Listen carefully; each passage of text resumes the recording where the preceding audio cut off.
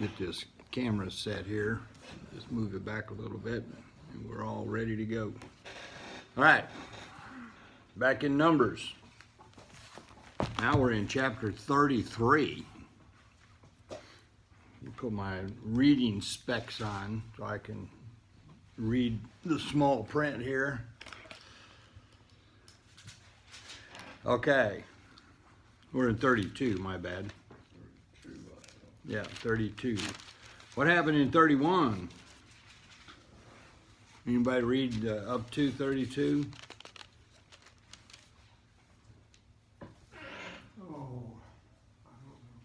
You don't know? Do you remember the story about Balaam and Balak and the talking donkey? Yeah. Well, in 31, verse 1, the Lord spoke to Moses, right? The Lord spoke to Moses saying, take full vengeance for the sons of Israel on the Midianites. And afterwards you will be gathered to your people, right? So they armed themselves with only 12,000 men, 1,000 from each of the 12 tribes, right? And verse 7, they made war against Midian just as the Lord had commanded Moses, and they killed every male. And they killed the kings of Midian along with the rest of their slain, Evi, Recham, and Zur, and Hur, and Reba, and the five kings of Midian, and they also killed Balaam. Right? The son of Beor with the sword. Right? Now they didn't kill all the women. When they brought him back, Moses got all upset at him, right? And says, these are the people that caused you to sin. And you remember 24,000 Israelites died as a result of this sin, right? And so he had them kill every woman who had ever been with a man. So they only kept the young virgin females. That's it. And I guess they became slaves. I'm not sure what happened to them. But they were kept. And then all the spoils of Midian were divvied up amongst the people. Half of it went to the 12,000 men who went to war, and the other half went to the rest of the people, right? Which included, right, 675,000 sheep, 72,000 cattle, 61,000 donkeys, right? Right? And of human beings, the women who had not known man intimately, all the persons were 32,000. So, and half of that went to these 12,000 men who went to war, right? So they had a bunch of stuff, didn't they? And of course, they brought a bunch of out of Egypt. They, plundered Egypt when they left, right? So this mass of humanity, roughly 2 million people that have been wandering around, and now they're, up ready to cross the Jordan, okay? And we get this issue as they're there, right? The tribes of Gad and my brain's not working. I'm gonna have to find it in the Bible. And Reuben? Yeah. Yeah. Gad and Reuben, verse 2, the sons of Gad, the sons of Reuben came and spoke to Moses. Now we find out later that also half the tribe of Manasseh. Okay? But our conversation today is on Gad and Reuben, right? And they said, look, this land over here, east of the Jordan, this is really good for people with a lot of cattle and et cetera, right? So we would like to just take this land. And they just defeated everybody that was there, right? So they could, if they wanted to, they could, but that wasn't, quote, the promised land. And what would happen if the entire 12 tribes, now they're supposed to cross and they're supposed to fight the Canaanites and defeat them and occupy that land. But 2 tribes say, no, we're going to stay back here. How would the other 10 feel? Well, especially when all the tribes suffered from disobeying the Lord 40 years earlier. Yeah. And the Lord was not happy with this, right? Verse 13, the Lord's anger burned against Israel. That's when that caused them to wander. I'm jumping out of spot here, right? But they came and asked, and this could create all kinds of problems internally with Israel, right? And Moses says, well, if you will leave your families, but all your armed men will cross the Jordan and will fight with the other 10 tribes until the job is complete. Now, even though the Midianites are gone, there are other raiders, you might say, so you're like, wait a minute, leave our wives and children and all our animals, but yet all our armed men are going to cross and fight? How does that sound? Well, that's decent compromise. I mean, how do you feel about the safety of your family when there's nobody there to fight? Good question. Midianites are gone. They're gone. But others. There's others. Yeah, I don't know. Especially from the north. That could be a problem. Right? I mean, it seemed like it would make you really nervous, doesn't it? Mm-hmm. Okay? Sounds like an awful lot of people, though. Yeah. In a primitive situation, I mean, almost no facilities or anything. Well, and the cities are really, they talk about the cities and building the cities and whatnot, but, these are really small. These are not like big walled cities, right? So this is something that you would think would make them extremely nervous. They would probably like to compromise with, let's leave half our armed men with them and half go fight, We don't want to leave our families totally defenseless, right? But what do they say? Well, Moses says, if you'll do this, right? Then, Moses said in verse 20, if you will do this, if you will arm yourselves before the Lord. Now, if you remember the positionings of them as they camped and then as they marched, these 2 tribes would have been leading the Ark of the Covenant and the tabernacle stuff, that the Levites are all moving and whatnot, and whenever they were traveling, they would be in front, right? But on the other hand, when he says before the Lord, right, he's saying you've got to put your trust in God, right? Because you're actually representing God. They are there to conquer the promised land, right? And get rid of the Canaanites. But on the other hand, they're also there as God's tool of judgment on the Canaanites, who've had 400 years to straighten out and haven't done it. So it's judgment time. That's why they're being wiped out, right?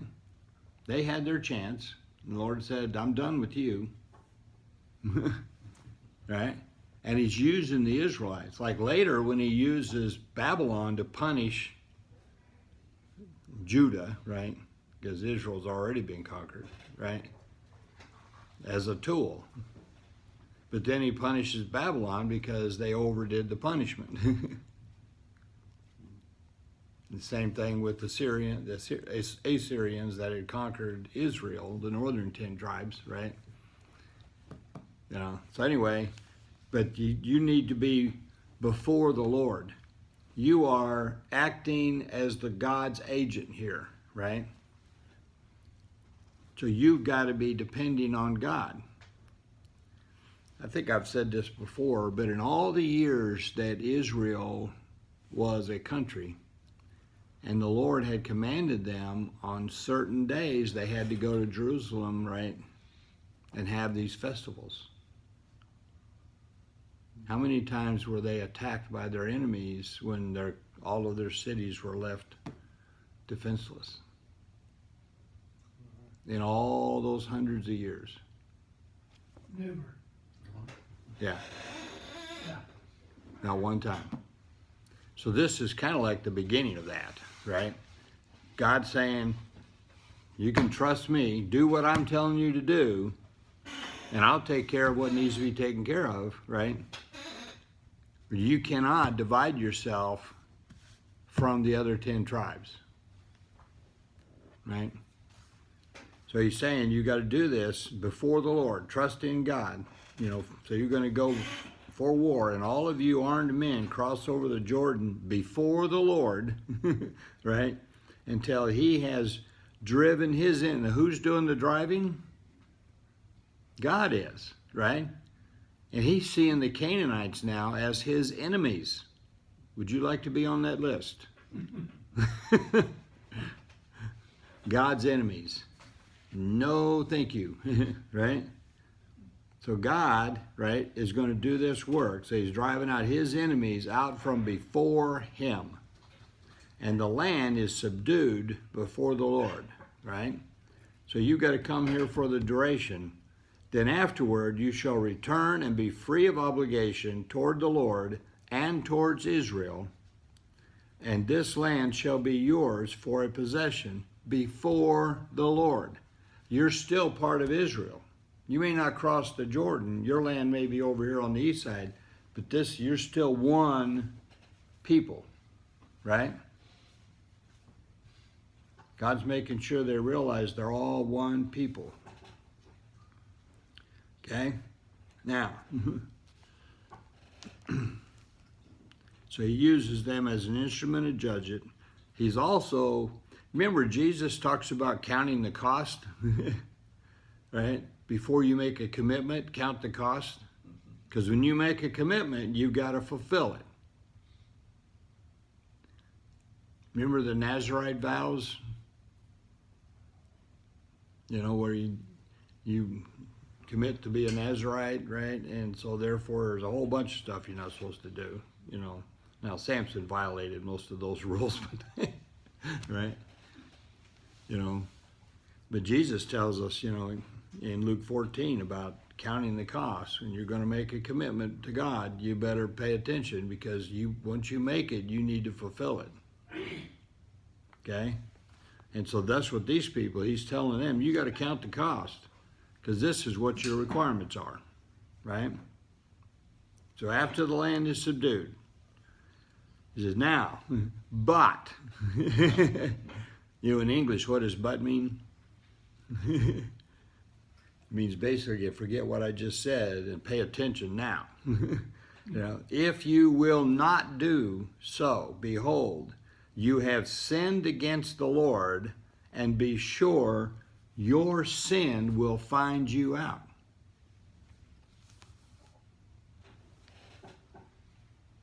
How many times do we think we're getting away with some sin? Well, I thank God for grace, because, just my mental sin is enough to send me to the fiery hell, right?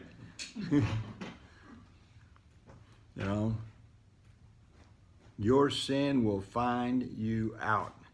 Now, what happened to all the older people that did not trust in God and go into the promised land to begin with? They all expired. They all died in the desert, right?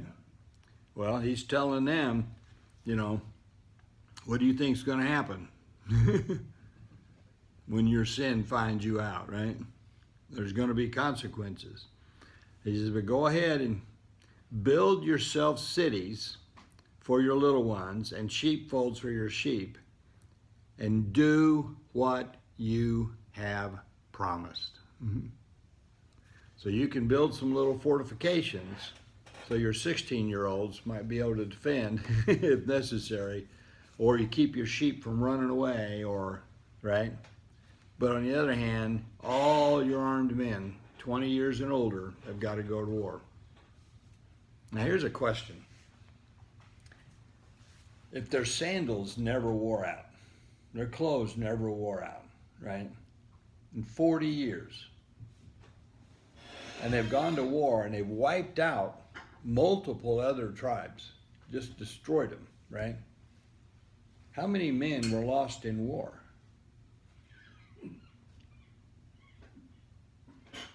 I don't know, it doesn't say. It doesn't say. It tells us how many were killed by God, right? Whether it's by the plague or by the serpent bites or by, you know. But it doesn't tell us. So I'm thinking most of the time when they went to war, they didn't lose anybody because God was the one doing the fighting.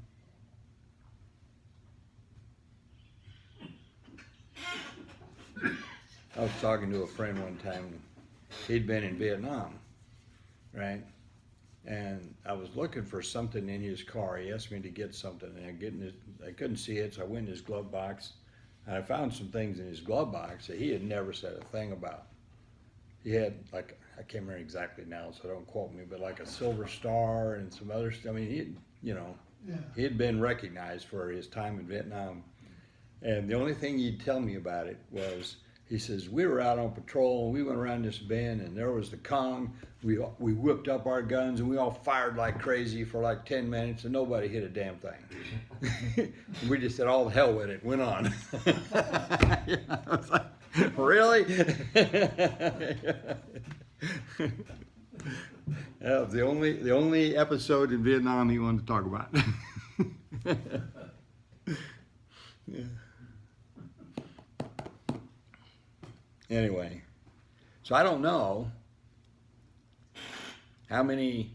We had the one battle, where they had to hold Moses' staff. As long as they were up, they were winning. When the staff, he dropped his arm, get tired, they'd start losing.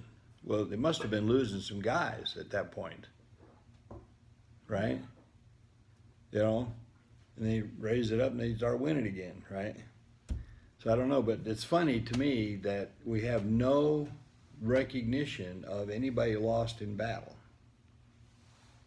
In all of those skirmishes, wars, right? When you're wiping out thousands of people, that's a war. Yeah. Anyway, they say, they've got to, this is what you've got to do, and you better do what you promise, or else, right? In verse 25 it says, and the sons of Gad and the sons of Reuben spoke to Moses, saying, your servants will do just as my Lord commands. So they're talking to Moses. They say, we're going to obey you, right? We're going to obey you, Moses. They came to Moses, right? They're saying, we are your servants, servants of Moses. Now Moses knows what? I'm just about ready to leave this place. Lord's taking me home, right? What are you going to do when I'm gone? It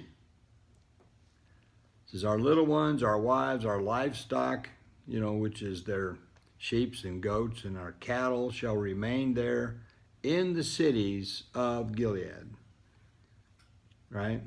All those cities, like I say, are really, really small, and Gilead actually means rugged.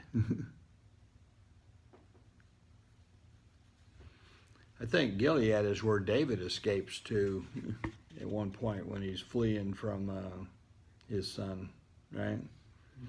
Okay. It says, while your servants, everyone who is armed for war,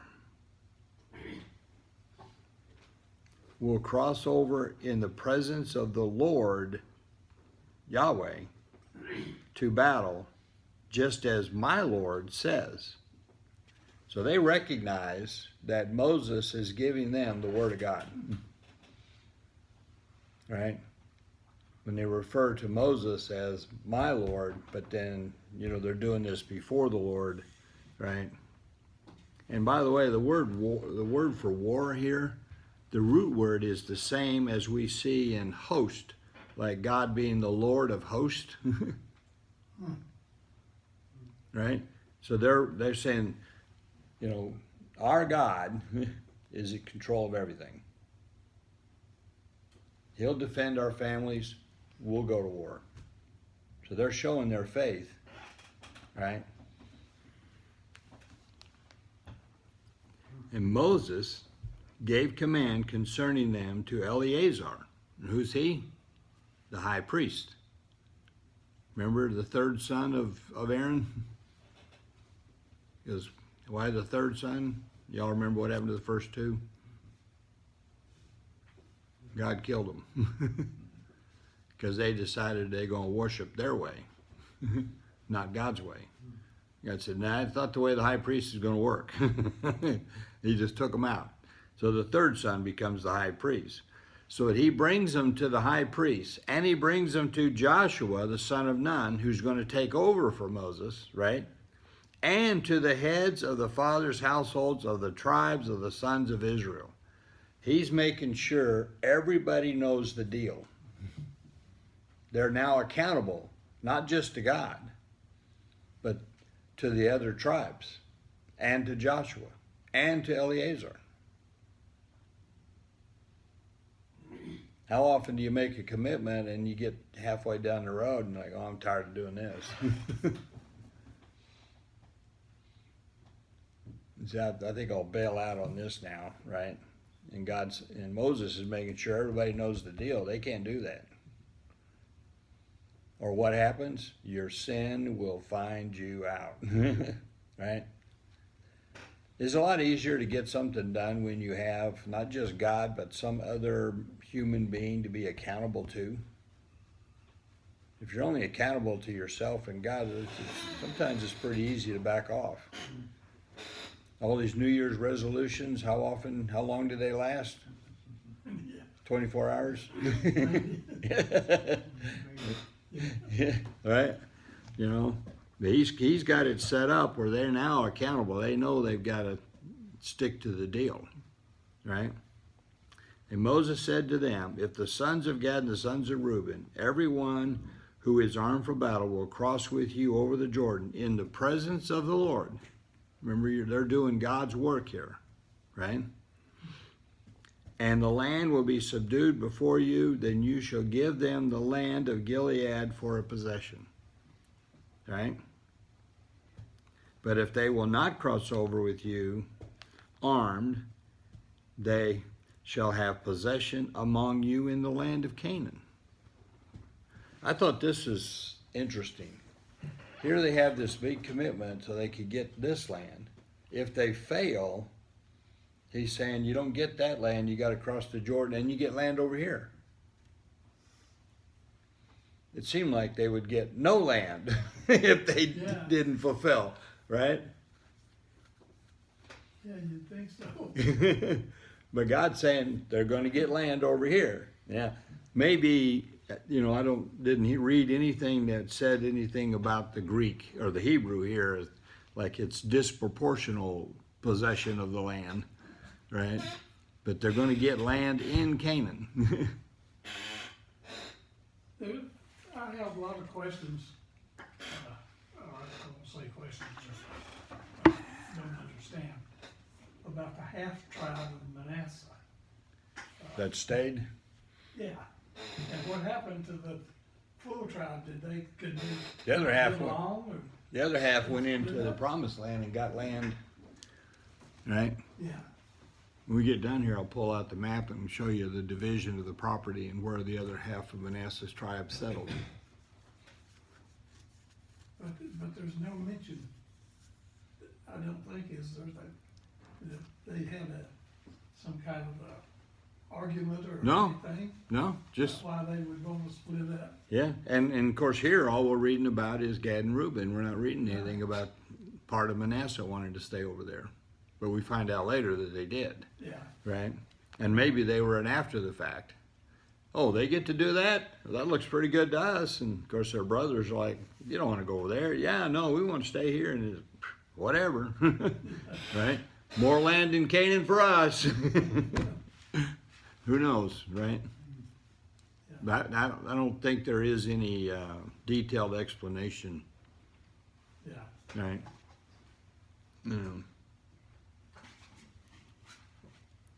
All right, verse 31. And the sons of Gad and the sons of Reuben answered, saying, as the Lord, right? So Moses was speaking, they say, as the Lord has said to your servants, so we will do. So they're specifically saying that Moses' words are God's words, and we're going to obey God and Moses, right? We ourselves will cross over armed in the presence of the Lord into the land of Canaan, and the possession of our inheritance shall remain with us across the Jordan. Right? Then it goes on to say, so Moses in verse 33 gave to them, to the sons of Gad and the sons of Reuben, and to half tribe of Joseph's son Manasseh, right? The kingdom of Shidon, the kingdom of the Amorites, the kingdom of Og, the kingdom of Bashan, and the land with its cities and their territories, the cities and the surrounding land, right? And then it goes on to talk about cities they built and da-da-da-da, right? And Gilead, by the way, was actually given to Manasseh. Right? Now, what happened to them over there on the east of the Jordan? 2.5 tribes. What happens to them?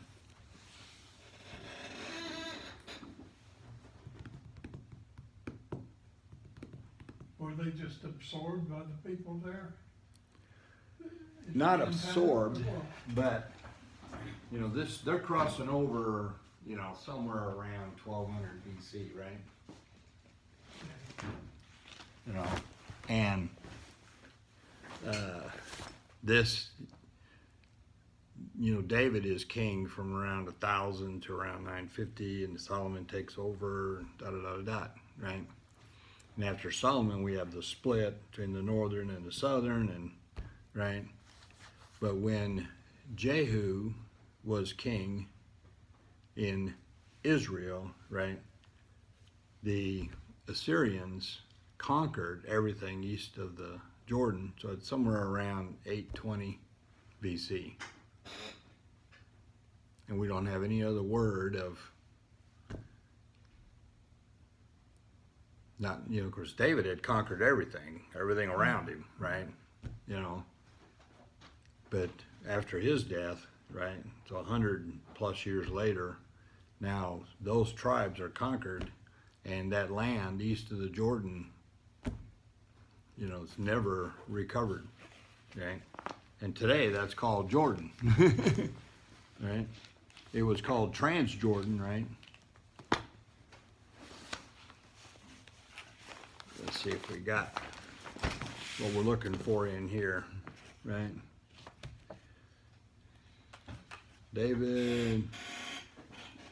Gideon defeats the Mennonites. That's during the tribal allotments, right there, right? So we got Manasseh and Gad, right, and Reuben, and the Ammonites are just east of them, right, all on the east side. And then on the west side, you got West Manasseh, just straight across, right? Here, take a look, see the division of the tribes. Yeah.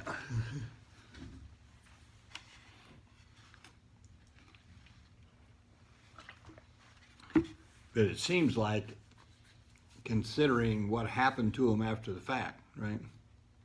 Mm-hmm. Yeah. That it wasn't really a good idea. Yeah,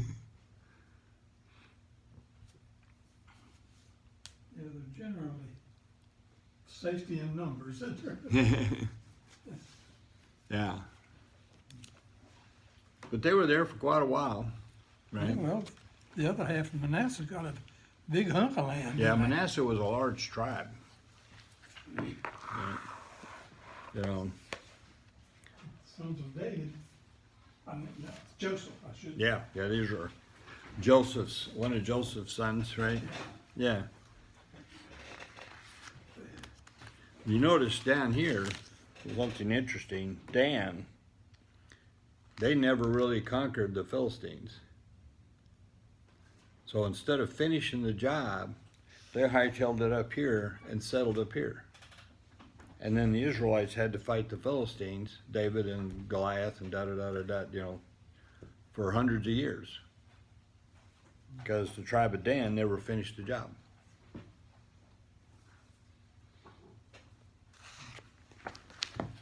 There's always consequences to not doing what God told you to do, right?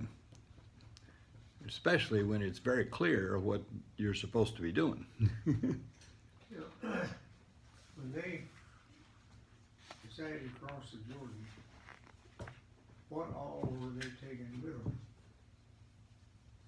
These two tribes or everybody? Everybody. Everything. They took everything. But did they take livestock too? Uh-huh. They moved over. Yeah. Sure did. They crossed the Jordan. Some kinds of livestock wouldn't make it across the river. No, the Lord, just like the Red Sea, the Lord parted the Jordan. They went across on dry land. I didn't know that. Yeah.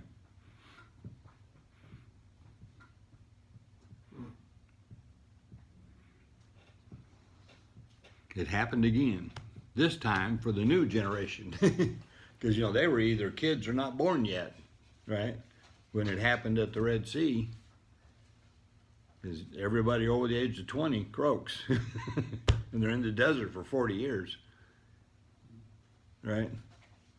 So, you remember they had 603,000 men, 20 and older, they could go to war. And when they counted them later, when they were all done at 40 years, they had 601,000 men. Right after 24,000 had been killed, you know, by the plague because of the sin with the Midianites, right? And so that's where the Lord said, "All right, we're done with the Midianites."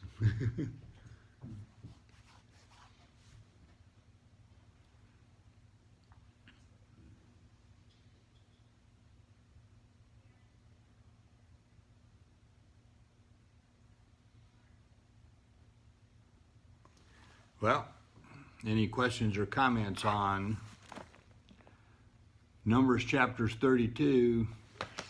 I didn't look forward to see what we're doing next week, but 33 is a summary of the whole trip through the desert, everywhere they went. They went here and then here and then here and then here and then here, you know, all the way through the deal, you know.